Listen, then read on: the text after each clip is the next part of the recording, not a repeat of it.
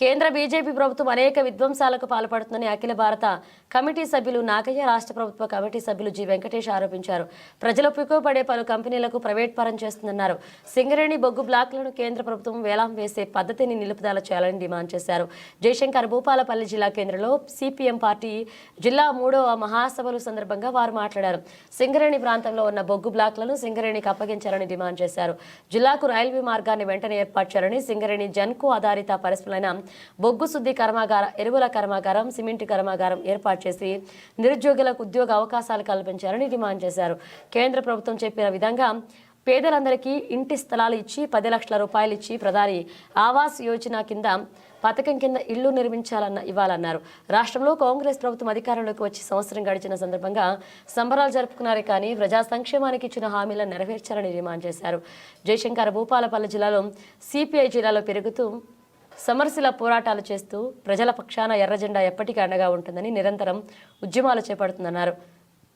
జిల్లా సమగ్రంగా అభివృద్ధి చెందాలంటే పోడు భూములకు పట్టాలు ఇవ్వాలన్నారు. అసంఘటిత కార్మికులకు కనీస వేతనం 26,000 రూపాయలు ఇవ్వాలన్నారు. భూపాలపల్లి జిల్లా 3వ మహాసభలు విజయవంతంగా ముగిశాయి. కొత్త కార్యదర్శిగా బంధు సాయిల్ గారు ఎన్నికయ్యారు. కార్యదర్శి వర్గం 4గురితో ఉన్నది. అదేవిధంగా మరో 10 మంది జిల్లా కమిటీ సభ్యులు ఉన్నారు. ఇంకొక 2 కోఆప్షన్ కూడా పెట్టుకోవడం జరిగింది.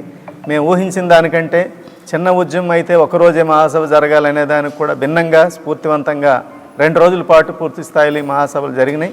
ప్రజలు చాలా కష్టాలు, ఇబ్బందులు ఉన్నారు. కేంద్ర బీజేపీ ప్రభుత్వం ఏదైతే పాత విధానాలు ఉన్నాయో అవే కొనసాగిస్తూ ఉన్నారు. అందుకే నవంబర్ 26వ తారీఖు నాడు దేశవ్యాప్తంగా రైతాంగ సమస్యలు, కార్మిక ప్రజా సమస్యల మీద పెద్ద ఎత్తున తెలంగాణ రాష్ట్రంలో 33 జిల్లాల్లోనూ నిరసనలు ఉన్నాయి. అదేవిధంగా 625 జిల్లాల్లో కూడా మండలాల్లో కూడా రకంగా నిరసన కార్యక్రమాలు ఉన్నాయి. కేంద్ర బీజేపీ ప్రభుత్వం ప్రజల్ని రాజకీయంగానే చూడొద్దని మేము కోరుతా ఉన్నాం. గత 10 సంవత్సరాలు అదే విధానం మీద ఉన్నాం. ఇప్పుడు రేపు మహారాష్ట్ర, అదేవిధంగా జార్ఖండ్ ఎన్నికలు కూడా రాబోతూ ఉన్నాయి. దేశంలో ప్రజలు సంతోషంగా లేరు. ధరలు బాగా పెరుగుతూ ఉన్నాయి. ఈ రోజుకి కూరగాయలు, పప్పు, ఉప్పు, చింతపండు నిత్యావసర ధరలు భారీగా పెరిగినాయి. వాటి మీద కేంద్ర ప్రభుత్వానికి సోయి లేదు. అలాగే మీరు ఒక రాష్ట్రంలో రాష్ట్ర ప్రభుత్వం మీద ఎక్కువ పెడతా ఉన్నారు. అదే సందర్భంలో కేంద్రంగా మీ బాధ్యత 22 లక్షల ఖాళీలు ఉన్నాయి కేంద్ర ప్రభుత్వ ఉద్యోగులకి. దాని గురించి కిషన్ రెడ్డి గారు మాట్లాడరు, అదేవిధంగా బండి సంజయ్ గారు మాట్లాడరు. కానీ ఎక్కడే రాష్ట్రంలో ఉన్న మాటలు చెప్తా ఉన్నారు. రాష్ట్ర ప్రభుత్వాల్లో బీజేపీ ఉంటే తప్ప రాష్ట్రాల్లో ఏమి పరిష్కారం కావంటున్నారు. కానీ రాష్ట్రాలకు ఇచ్చే వాటా మీరు జీఎస్టీలో సక్రమంగా ఇవ్వట్లేదు.